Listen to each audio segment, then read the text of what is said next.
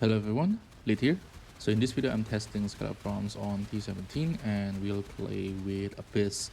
And the reason for Abyss is because Abyss have ground loot and also tile loot. We're going to get the tile loot from the Abyss Horde and we're going to ground loot from the Abyss monster. And Abyss does spawn a lot of monsters, especially rare monsters. And for the map itself I'm using Sanctuary, and this is because Sanctuary have the widest area on the T17 layouts. I also tried Fortress, but I think Sanctuary will perform a lot better. And for the map itself, I'm looking for more Scarab's modifier, at least 100%.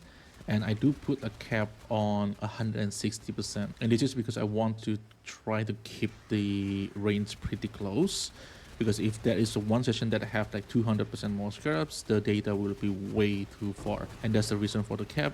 Of course, if you run it yourself, try to get as much Scarabs as possible, and also try to get more currency, because Abyss does drop a lot of Divine Orbs, Faldo and all that stuff. So having more currency on your T17, it will contribute quite a lot for the profit. As for the mod itself, there's a few mods that you need to worry about. Number one is Volatile Core, because we are farming rare monster. If you have a Volatile Core modifier on your maps, there will be a lot of Volatile Core running around chasing you. So if you know what you're doing, this is probably fine. I mean, I'm doing it myself. You have to be a little bit elusive, you have to pay a little bit more attention, but it is very doable. But if you're new, try to avoid that mod. And the other mod that's going to affect the farm, rare monsters have 2 additional modifier, and this make a lot of difference. The problem with this mod is I really do not want to recommend like you need this mod on the map. So most of the map on this test do not have that modifier, just because I think it's a pretty rare modifier and I'm not really enjoying rerolling T17. But if you can get that mod helps quite a lot with loot. As for the Atlas tree, this is the Atlas tree I'm using. We are focusing on Abyss, so we take all the Abyss nodes, and this node give additional Abyss, Underground Kingdom, and then we also going to block every other mechanic except for Ultimatum. And this is the mistake that I do on the third sessions, and this is why the third sessions didn't perform as good as I thought it will be, because Ultimatum have one of the most expensive Scarab, which is Ultimatum Scarabs of Catalyzing, and losing that from your pool, I think that will negatively impact the profit. So what I recommend is block everything except for Ultimatum and Abyss. The reason we cannot block Abyss because we are doing Abyss, so you cannot block the Abyss. And the other mechanic that you probably can consider not blocking is Harvest. Cornucopia price is pretty good. Harvest Scarab of doubling price is also pretty good. But in this test, I do block Harvest because I'm trying to look for the expensive stuff. And we'll take all the FA modifier node. This is pretty standard. And we also take all the altars node. Now altars will be a big RNG factor on this test, whether you get like a duplication Scarabs or just quantity and rarity. It will affect your loot board by quite a lot. Like I think in my second sessions I got a lot of duplication Scarabs. I do get like double containment, something like that. That will impact the profit for quite a lot. So altars is a big RNG factor, and if you get lucky with your altars, you can get a lot of profit from the maps. And for the Scarab itself, I'm using 2 Abyss Scarabs and 1 Abyss Scarab of Multitude. That will increase the monster from the Abyss, and Abyss Scarab of Edifice, that's how we get the Abyss Horde. Abyss Horde is really good. And we also going to use Horn Scarab of Nemesis. And you can change the Horn Scarab of Nemesis with Multitude.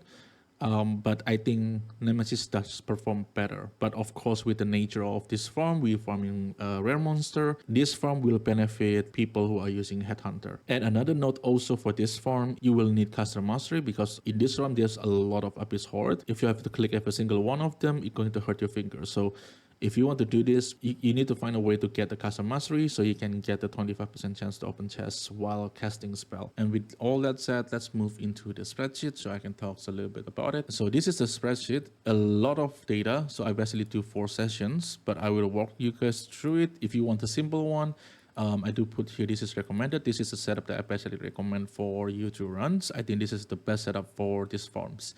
But let me begin from the first session. So the first session is basically just a baseline. This is what I can think of. And I'm playing with Beyond too. So I'm adding Beyond.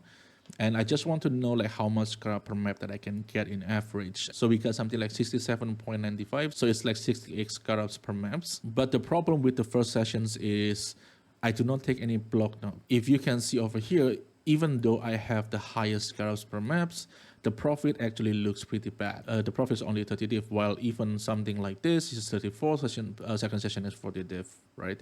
So the quality of Scarab does make a lot of difference, and that's why I always want to take the block node if I want to farm Scarabs. The gold is pretty good, around 70k per maps, and then after doing the first sessions, and I will start the second session, basically still using Peon, but the idea is take some of the Peon node, I will put it on the block node. I will change the Abyss Scarab of Multitude and will change it into Peon Scarabs in hope that I will enough to kind of force Peon into the maps. But based on the result, it actually doesn't really works. If you see that we get a lot less gold per maps because we do kill a lot less monster. Losing Multitude is losing a lot of monster. And this one looks good in profit, and this is because session 2 have a really good RNG. I got double containment, I got a lot, I got preservations. The RNG on the second session is extremely good. So this is basically make up for the bad setup, and it does make it looks good. But if you see from other numbers, like the scrap per map is the lowest, I think, and the gold per map is also really low. So we are killing less monster. That's mean less chance to actually get the scarabs. So session 2, I'm not really recommending it because this looks good because of the RNG, but the actuality, I don't think it is that good. And from that one, I moved to the session 3. This is the setup that I recommend. Basically, we just going full Abyss, like I explained on the Atlas 3. And we do get a really good result, and I'm really happy with this one. We hit 65 scarabs per maps. This is pretty close with the first sessions, but we have a benefit that we have all the block node that we need. And also we hit 70k gold. So this month, I will say session 3, session 1, the amount of monster we kill is probably pretty similar. And on the third session, I put a note over here, blocking ultimatum may be a mistake. And this is also probably why the profit is not that good. It may not be because it's still an RNG, but the idea, like I explained earlier, Ultimatum have one of the most expensive scarabs. So blocking it, I don't think is a good idea. And from this one, I basically take this setup and then I'm putting Scarab Chisel on it. So this will be the last session that I did.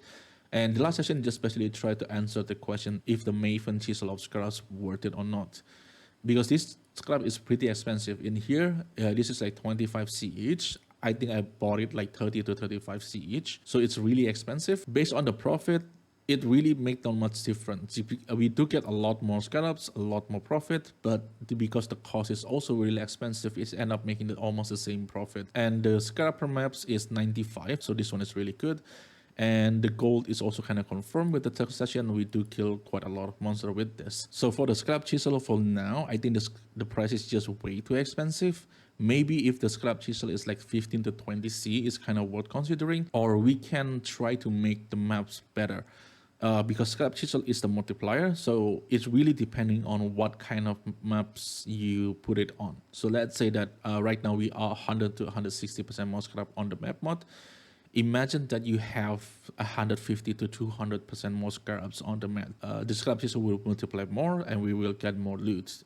And in that way, it probably worth to use the chisel scarabs. So for me personally, I think if you're willing to stroll at least 150% more scarabs, the higher the better. Using scarab probably worth it. But in general, I will just probably run it with just using a normal chisel. I think that's also works fine. As you can see, the profit is pretty much the same. And also I put the map time average is 10 minutes. And one thing to note is I'm looting every single scarab. So I'm not filtering any scarab because I need to pick all of them and I need to count them. So the 10 minutes, it's basically with me picking every single scarab. So with a proper filter, I will estimate this is probably around 6 to 7 minutes if you're really fast. For the average, probably around like 8 minutes. I will think it's probably reasonable. That one thing to be considered when you see the map time. And also in this farm, there's a lot of things that are not included. I get reflecting mist on here. This is my first reflecting mist. Here I get enlightened. I think this is the second enlightened that I get. I also get Ralakas. I think I forget to put it here. I get one Ralakas. I get one Aegis Aurora. There's quite a lot of unique you can get from here. And there is a lot of like enlightened card is pretty I think I got like 4 to 5 of them. That's pretty good. And there's also one divination card that basically give Bottle of Fate. I forget what is the name. That is also pretty expensive. So there's a lot of things that I do not count. I do not count all the maps, T16 maps. Of course, you can still sell them. I do not count the Forbidden Tome. I do not count all the uniques. So basically, all I count is Scarabs, currency, and Faldo. Because Faldo, you get a lot of this. Like this is 4, 5. I mean, 12 is a little bit too much. But yeah, as you can see, you get quite a lot of Faldo. You get quite a lot of Divine from here. And this is the reason why I'm saying in the first place, if you can roll your map having some more currency on it, it will benefit you a long way. So I think I explained everything I need to from all of this setup. Like I said, this is the one that I recommend.